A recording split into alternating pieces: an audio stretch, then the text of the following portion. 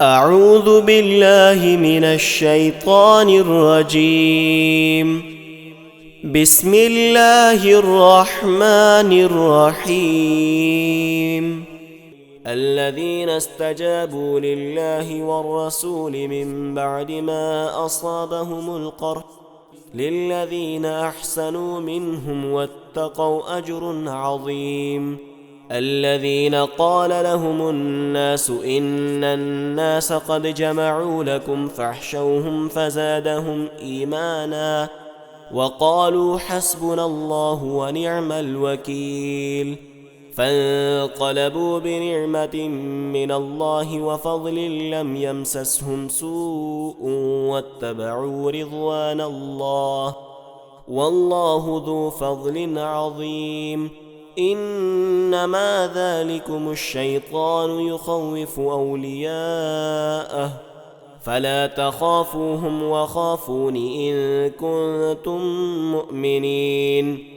ولا يحزنك الذين يسارعون في الكفر إنهم لن يضروا الله شيئا يريد الله ألا يجعل لهم حظا في الآخرة ولهم عذاب عظيم. إن الذين اشتروا الكفر بالإيمان لن يضروا الله شيئا ولهم عذاب أليم. ولا يحسبن الذين كفروا أنما نملي لهم خير لأنفسهم إنما نملي لهم ليزدادوا إثما ولهم عذاب مهين.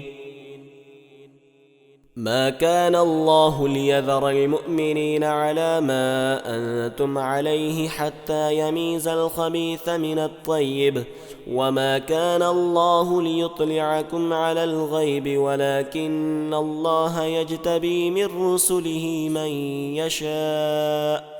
فآمنوا بالله ورسله وإن تؤمنوا وتتقوا فلكم أجر عظيم.